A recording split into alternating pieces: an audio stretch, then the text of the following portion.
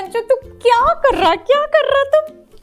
Happy independence day, happy independence day. चलो बैठो। आप अपने घर में किसी न किसी से ज़रूर सुनते होंगे, चाहे वो मेल हो, मेल से कम सुनते होंगे पर फीमेल से ज़्यादा, कि आज मेरा मन नहीं लग रहा, आज मुझे बहुत थका हुआ फील हो रहा है, आज मेरा पैर हाथ में दर्द है, मेरे बाल बहुत झड़ रहे हैं, मेरा चेहरा मुरझाया हुआ जैसा लगता है, मेरे पैर में तो लगता है ताकत ही नहीं है, मेरा मन तो दिन भर बस सोने का करता है। और अगर कोई मेरे से, जो मेरा फेवरेट पर्सन है, अगर मैं उससे भी बात करूँ ना तो मुझे इरिटेटेड फील होता है। पता है ऐसा क्यों होता है? क्योंकि आप में आयरन की कमी है। हेलो, मेरा नाम डाइटिशियन मौसम है और वीडियो को स्टार्ट करते हैं। हैप्पी इंडिपेंडेंस डे आप सबको। और इस इंडिपेंडेंस डे मैं चाहती हूँ कि आप एक एनीमिया से मुक्त हो जाएं। दूसरा चीज़ है कि माल न्यूट्रिशन जो बच्चों में होता है उससे मुक्ति मिल जाए। आयरन का मेन काम होता है कि वो रेड ब्लड सेल को बनाता है, जिसको हम हीमोग्लोबिन बोलते हैं, उसको बढ़ाता है। उसके साथ साथ ही हमारे बॉडी में जो ऑक्सीजन का ट्रांसपोर्ट करने का काम है कि एक जगह से दूसरे जगह पहुंचाना, वो आयरन करता है। अगर आप देखे होंगे बहुत सारे एथलीट्स वगैरह जो हैं, जब वो खेलने के लिए जाते हैं या उनका बहुत कंपटीशन होता है तो उससे पहले वो ब्लड इन्फ्यूज़ करवाते हैं या फिर वो हीमोग्लोबिन को बढ़ाते हैं ताकि उनका ऑक्सीजन लेवल बेहतर हो और वो परफॉर्म बढ़िया कर सकें। लेकिन जब हमारे बॉडी में ऑक्सीजन अच्छे से नहीं पहुंचेगा तो हम बहुत ही लेथार्जिक फील करेंगे, बहुत थका हुआ फील करेंगे, बहुत ही मतलब लो फील करेंगे। तो इसलिए हमारा वेजिटेरियन खाने में आयरन बहुत अच्छे से प्रेजेंट होता है, चाहे वो सीरियल्स हो, सीरियल्स में चाहे मकई हो, चूड़ा हो या फिर चावल हो, गेहूँ हो, या फिर आपका मिलेट्स हो जैसे रागी, बाजरा, सेमई, ये सब में आयरन बहुत अच्छे से पाया जाता है। आपका दाल में आयरन होता है, जैसे मसूर का दाल हो गया, चना का दाल हो गया, ये सब में बहुत अच्छे से आयरन प्रेजेंट होता है। इसके साथ साथ ही आपका ग्रीन लीफी वेजिटेबल, कोई भी आप साग ले लो, खास करके चना का साग हो गया, गिंधारी का साग हो गया, पालक तो है ही, मतलब ठीक है, लेकिन पालक हो गया, कोई भी ग्रीन वेजिटेबल, उसमें हमारा जो आयरन का मात्रा है वो बहुत अच्छे से होता है।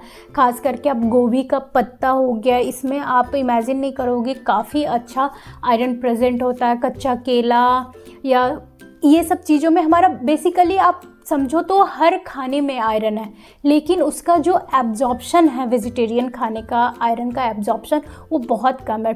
2 से 5% के बीच में हमारा बॉडी एब्जॉर्ब कर पाता है उसका आयरन। तो अब इस सिचुएशन में हम क्या करें, कैसे आयरन को मतलब अपने बॉडी में एब्जॉर्प्शन रेट को बढ़ाएं? सिंपल सा चीज़ है कि आप जब भी खाना खाएं, कुछ भी खाना खा रहे हैं, उसके साथ आपको नींबू लेना है, मतलब हाफ नींबू तो लेना ही लेना। आपने जैसे दाल चावल साग खाया, ठीक, दाल चावल भुजिया खाया केला का, दाल चावल आप जैसे कि दाल मसूर का दाल है उसके साथ केला का भुजिया ले लिए, चोखा बना लिए तो वो खाएं। उसके साथ में आपको हाफ नींबू खाना है, आप दाल में डाल लें, सब्जी में डाल लें, या फिर आप उसको निचोड़ के पी जाए। तो इससे क्या होगा कि जो विटामिन सी है वो आयरन का एब्जॉर्प्शन को बढ़ाता है। तो जैसे ही वो आयरन का एब्जॉर्प्शन का रेट जो कम है उसको थोड़ा वो इंक्रीज़ कर देगा और हमारा बॉडी एब्जॉर्ब बढ़िया से कर पाएगा। सेकेंड चीज़ है कि जो मीट प्रोडक्ट होता है या फिर फ़िश होता है, चिकन, ये सब का एब्जॉर्प्शन हमारे बॉडी में अच्छे से होता है। इसमें जो आयरन प्रेजेंट होता है वो हमारा बॉडी अच्छे से एब्जॉर्ब करता है। इसका जो परसेंटेज है एब्जॉर्प्शन का वो 10 to 20 एब्जॉर्ब करता है। बहुत ज़्यादा नहीं है पर बढ़िया है। तो बेसिकली देखा गया है कि जो नॉन वेजिटेरियन हैं उसमें थोड़ा आयरन की कमी कम होता है, मतलब अगर मैं कंपेयर करूं वेजिटेरियन वाले से तो, लेकिन आप उसको भी ठीक कर सकते हैं। अब बात आता है कि हमारा जो सोर्स है कि हम कौन कौन से फूड को खाएं तो हमारा आयरन ज़्यादा मिलेगा, मतलब रिच सोर्स ऑफ आयरन।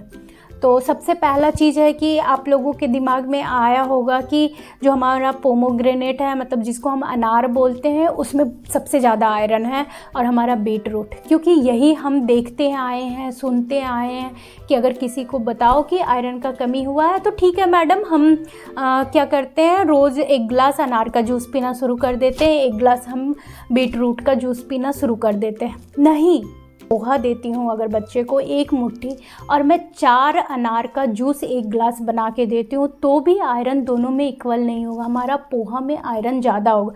देना हमारे लिए कौन सा आसान है? पोहा। खाना कौन सा आसान है? पोहा। और उसके साथ मैं नींबू आराम से निचोड़ के खा सकती हूँ, हमारा टेस्ट भी अच्छा लगेगा। उसके साथ साथ में हमारा इकोनॉमी, अगर मैं 4 अनार मतलब 4-5 अनार हमारा 1 किलो होता है, वो कम से कम 180-200 रुपये किलो का। हमारा 1 मुट्ठी पोहा कितने का आएगा? मुश्किल से अगर 50 रुपये किलो है तो 100 ग्राम पोहा हमारा बेसिकली हो जाएगा कि 100 ग्राम भी नहीं, 50 ग्राम भी उसके इक्वल नहीं होगा। 50 ग्राम पोहा हमारा 10 रुपये का, 5 रुपये का हो जाएगा, ठीक।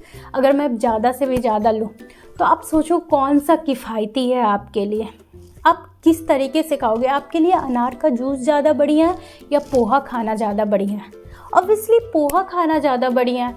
अब पोहा खाओ, कोई प्रेजेंट है हमारा आयरन, तो मैं बेसिकली जो सबसे ज़्यादा है वो सबसे ऊपर रखी हूँ, जो सबसे कम है और उसको मैं नीचे रखी हूँ। तो आप देख पाएंगे कि जो चीज़ हम सबसे ज़्यादा बोलते हैं कि अनार, बीटरूट, डेट्स, ये सब में आयरन सबसे कम है।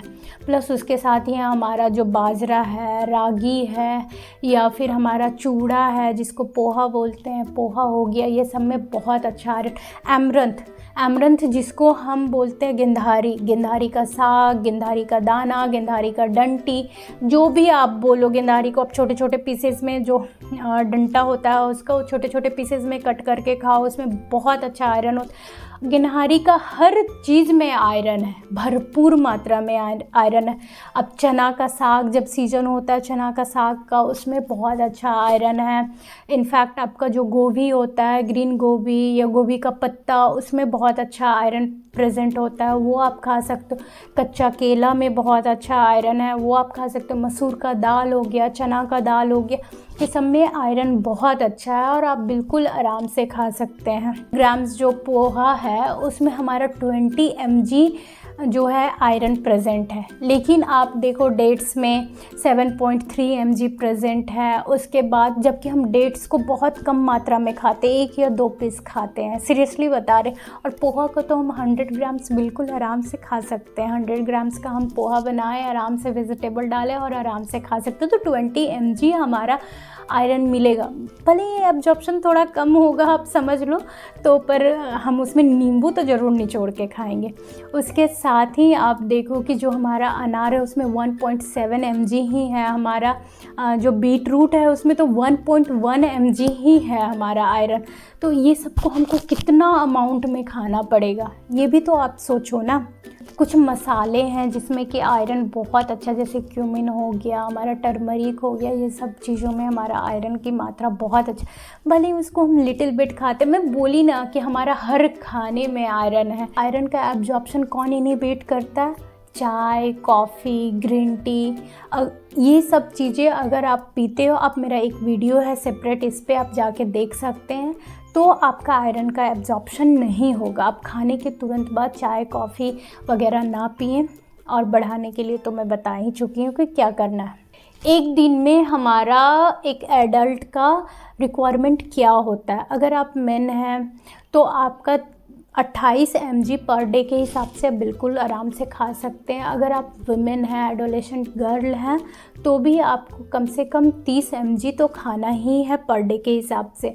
अगर आप प्रेग्नेंट वुमेन हैं, उस जगह पे आपका जो रिक्वायरमेंट है वो ट्राइमेस्टर के हिसाब से इंक्रीज़ करता है। ऐसे 38 mg आपको खाना ही चाहिए। तो उस सिचुएशन में हम उन्हें सप्लीमेंट्स वगैरह ज़रूर प्रोवाइड करते हैं। इनफैक्ट मैं बोलूँगी कि अगर आप फीमेल हैं, आपका पीरियड्स में कोई प्रॉब्लम नहीं भी है, तो भी आपको 6 मंथ में, 1 ईयर में एक बार सप्लीमेंट आयरन का ज़रूर लेना चाहिए, आपको खाना चाहिए, क्योंकि हमारा डेली का खाने से रिक्वायरमेंट पूरा नहीं होता और हम सब में आयरन कम ही होता है। आप अगर 10 कोई फीमेल का आप टेस्ट करवाते हो तो उसमें 8 फीमेल का 10 से नीचे या 10.5 आपका मिल जाएगा आयरन, जबकि हमारा कम से कम 11 या 11.5 से हमारा 14, 14.5 होना चाहिए आयरन। तो उस सिचुएशन में आप कोशिश करें कि अच्छा खाना खाएं, खाने के साथ नींबू ज़रूर से खाएं। और ये गलत फहमी नहीं रखें कि अनार ही खाएंगे, हम फ्रूट ही खाएंगे तभी हमारा आयरन बढ़ेगा। ऐसा नहीं है। आप ठंडी के दिन में तिल का लड्डू खा सकते हैं, गुड़ खा सकते हैं, पर गुड़ में भी बहुत ज़्यादा जो हमारा एक टिपिकल सोच हो गया ना कि इन सब चीज़ों में आयरन ज़्यादा, ऐसा नहीं है। मैं सारा लिस्ट दी हुई हूँ, आप देखो एक बार, उसको चेक करो कि किस में कितना प्रेजेंट है। Thank you. अगर वीडियो आपको अच्छा लगा तो प्लीज़ लाइक करें, शेयर करें, सब्सक्राइब करें और प्लीज़ शेयर करें ताकि लोगों में गलत फहमियाँ कम हो।